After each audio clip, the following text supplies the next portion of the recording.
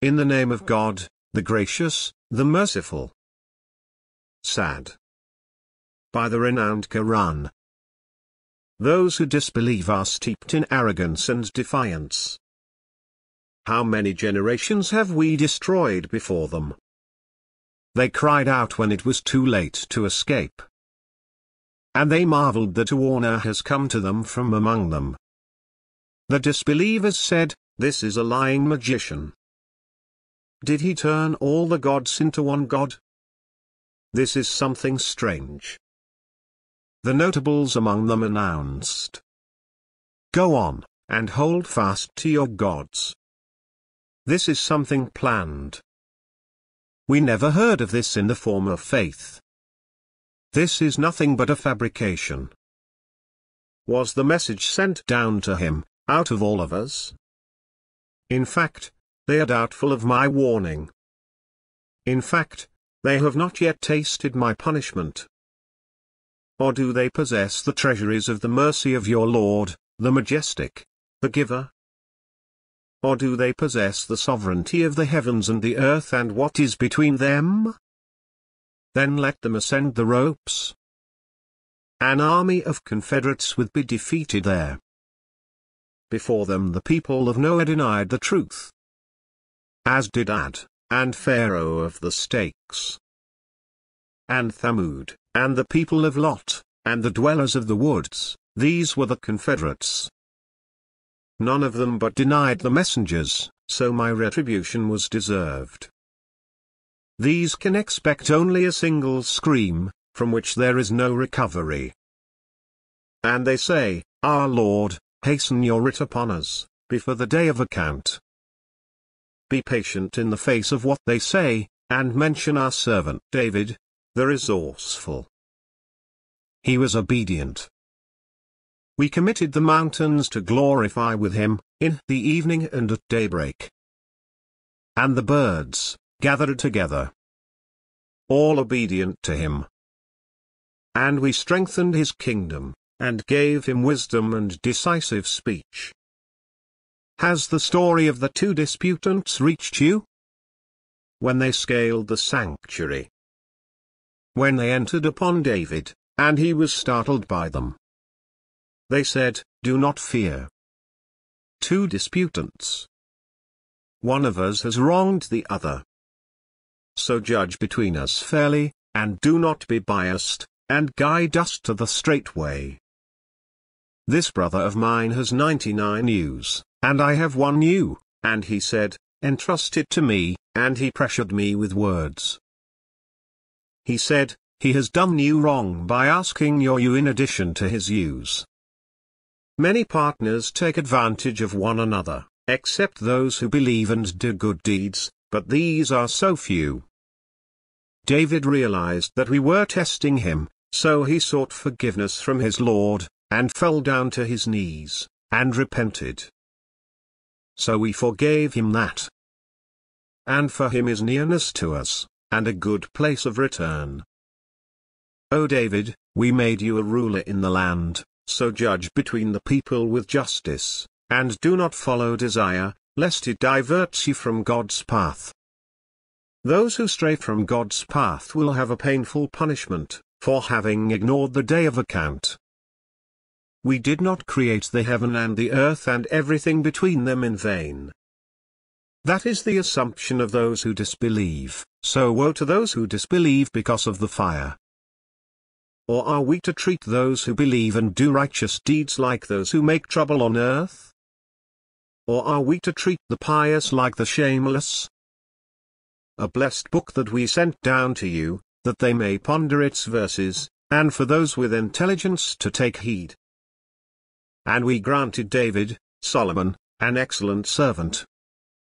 He was penitent. When the beautiful horses were paraded before him in the evening, he said, "I have preferred the love of niceties to the remembrance of my Lord, until it disappeared behind the veil. Bring them back to me." And he began caressing their legs and necks. We tested Solomon, and placed a body on his throne.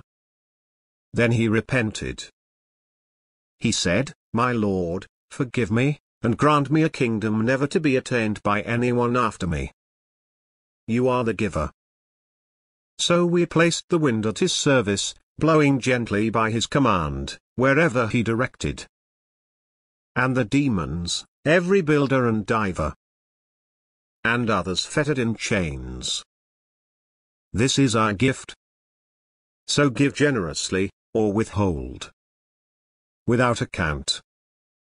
For him is nearness to us, and a beautiful resort. And mention our servant Job, when he called out to his Lord, "Satan has afflicted me with hardship and pain." Stamp with your foot, "Here is cool water to wash with, and to drink." And we restored his family for him, and their like with them. As a mercy from us, and a lesson for those who possess insight. Take with your hand a bundle, and strike with it, and do not break your oath. We found him patient. What an excellent servant! He was obedient. And mention our servants Abraham, Isaac, and Jacob, endowed with ability and vision. We distinguished them with a distinct quality: the remembrance of the home. To us they are among the chosen, the outstanding. And mention Ishmael, Elisha, and Ezekiel. All are among the outstanding. This is a reminder. The devout will have a good place of return. The gardens of Eden, with their doors wide open for them. Relaxing therein, and calling for abundant fruit and beverage. With them will be attendants with modest gaze, of same age. This is what you are promised for the day of account. Such is our bounty, inexhaustible. All this. But the transgressors will have a miserable return. Hell, in which they will roast. What a miserable abode. All this. Let them taste it, boiling and bitter cold. And similar torments of diverse kinds. This is a crowd rushing headlong with you. There is no welcome for them. They will be scorched by the fire. They will say, "But it is you." There is no welcome for you. It is you who brought it upon us. What a miserable end. They will say, "Our Lord, whoever brought this upon us, give him double torment in the fire." And they will say, "What is it with us that we do not see men we used to count among the wicked? Did we take them for mockery, or have our eyes swerved from them?" This is certainly true, the feuding of the people of the fire. Say, "I am only a warner, and there is no God except God, the one, the conqueror. The Lord of the heavens and the earth, and everything between them. The mighty, the forgiver." Say, "It is a message of great importance, from which you are turning away.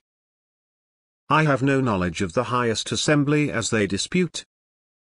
It is only revealed to me that I am a clear warner. Your Lord said to the angels, 'I am creating a human being from clay.